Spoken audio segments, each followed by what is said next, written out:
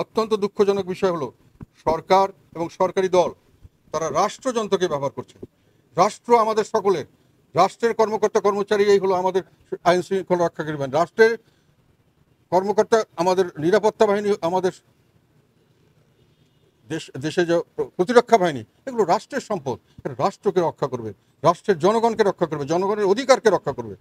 সেখানে তার সরকারকে রক্ষা করার জন্য যেভাবে তাদেরকে লেলিয়ে দেওয়া হয়েছে এবং যেভাবে তারা একেবারে নির্বিচারে গুলি বর্ষণ করছে, হেলিকপ্টারের উপর থেকে গুলি বর্ষণ করেছে, তারা বিভিন্ন বহুতল বিশিষ্ট ভবনের উপর থেকে গুলি বর্ষণ করেছে এবং সেখান থেকে তারা গুলি বর্ষণ করেছে সাধারণ জনগণের উপরে।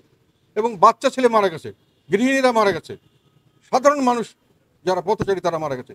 তারপরেও তাদের নিজস্ব পেটুয়া বাহিনী এবং সঙ্গে একই সঙ্গে পাশাপাশি এই আমাদের রাষ্ট্রীয় সম্পদ, আমাদের রাষ্ট্রের যারা কর্মকর্তাবৃন্দ, তাদেরকে তারা ব্যবহার করেছে এই সমস্ত জনগণের উপরে গুলি বর্ষণ করার জন্য। এবং এই নির্বিচারে গুলি বর্ষণের ফলে বেশিরভাগ ক্ষেত্রেই অনেক অনেক নিরীহ মানুষ, শিশু মারা গেছে, একেবারে 17 বছর 18 বছর বয়সে প্রচুর মানুষ মারা গেছে। সমস্ত মানুষ যারা মারা গেছে তাদেরকে কেউ সন্ত্রাসী হিসেবে চিহ্নিত করার কোনো সুযোগ পায়নি। এখন পর্যন্ত সরকার চেষ্টা করে তাদেরকে সন্ত্রাস হিসেবে প্রমাণ করতে পারেনি। কাজে এটা বোঝাই গেছে যে, তবে আমার প্রশ্ন হলো, এখানে এই নির্বিচারে গণহত্যা করা হলো কেন, কি?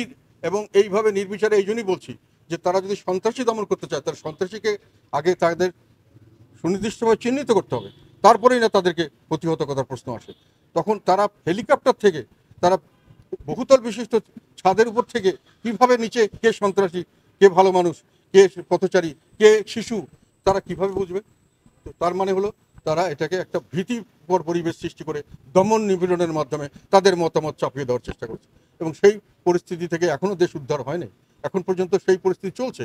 আমাদের জন্য এটা দুঃখজনক যে যারা প্রতিরক্ষা বাহিনীতে, যারা দেশের প্রতিরক্ষা, দেশকে রক্ষা করবে, তারা আমাদের জনগণের দিকে বন্দুক তাক করেছে। এটা একটা দুঃখজনক। জনগণকে রক্ষা করা, রাষ্ট্রকে রক্ষা করা তাদের সকলের দায়িত্ব। তো সরকার নিজের গদি রক্ষার্থে যেটা করছেন, এটাতে দেশের অর্থনীতিতে ব্যাপকভাবে একটা নেতিবাচক অবস্থার সৃষ্টি হয়েছে। দেশে বিদেশে ভাবমূর্তির চরম ক্ষতিগ্রস্ত হয়েছে। এমনি দেশের অর্থনৈতিক পরিবেশ অত্যন্ত নাজুক ছিল।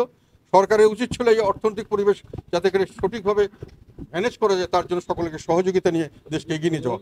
সরকার এই সময় এই রাজনৈতিক অস্থিরতা তৈরি করে আবার আমাদের দেশের অর্থনীতিকে নিচের দিকে নামিয়ে নিচ্ছে।